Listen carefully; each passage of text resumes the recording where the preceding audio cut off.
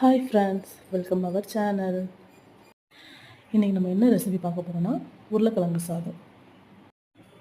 இது ரொம்ப ஈஸி, அது இல்லாமல் ரொம்ப டேஸ்ட்டாக இருக்கும். எப்படி பண்ணுறதுன்னு பார்க்கலாம் வாங்க. வீடியோக்குள்ளே போகலாம். முதல்ல ஒரு வடை சட்டி வச்சுக்கலாம். எண்ணெய் ஊற்றி எண்ணெய் காய்ஞ்சதுக்கப்புறம் கடுகு போட்டு நல்லா பொரிய விடலாம்.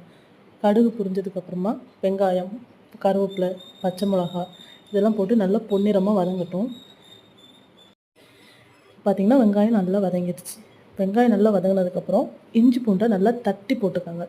தட்டி சேர்த்துக்கிட்டிங்கன்னா நல்ல மணமாகவும் இருக்கும், இன்னும் டேஸ்ட்டாகவும் இருக்கும். இப்போ இஞ்சி பூண்டு பேஸ்ட் நல்லா பச்சை வாசனை போகட்டும். இப்போ பச்சை வாசனை போயிடுச்சு. நம்ம வெட்டி வச்ச தக்காளியை சேர்த்துக்கலாம். தக்காளியை சேர்த்து நல்லா வதங்கட்டும். வதங்கினதுக்கப்புறமா நம்ம உருளைக்கிழங்கு சேர்த்துக்கலாம். இப்போ உருளைக்கிழங்குல கொஞ்சம் உப்பு போட்டு மூடி வேக வச்சுருங்க. இப்போ கிழங்கு நல்லா வெந்துடுச்சு. கிழங்கு வெந்ததுக்கப்புறம் ஒரு 1/4 டீஸ்பூன் மஞ்சத்தூள், 1 டீஸ்பூன் மிளகாத்தூள், 1 டீஸ்பூன் கரம் மசாலா. உங்களுக்கு கரம் மசாலா இல்லை அப்படின்னா நீங்கள் சிக்கன் பொடி கூட சேர்த்துக்கலாம். சிக்கன் பொடி நல்லா சேர்த்துட்டு உங்களுக்கு கலருக்கு காஷ்மீரி சில்லி சேர்த்துக்கலாம். இப்போ மசாலாலாம் போட்டு மசாலா நல்லா வதங்கட்டும்.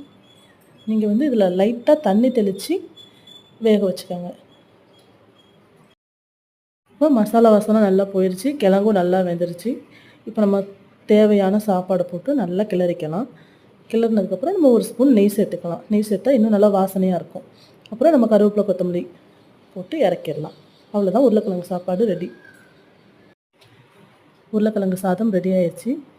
நீங்களும் வீட்டில் ட்ரை பண்ணி பாருங்கள். இந்த வீடியோ பிடிச்சிருந்தா லைக் பண்ணுங்கள், ஷேர் பண்ணுங்கள், கமெண்ட் பண்ணுங்கள், மறக்காமல் சப்ஸ்கிரைப் பண்ணுங்கள். தேங்க்யூ ஃபார் வாட்சிங்.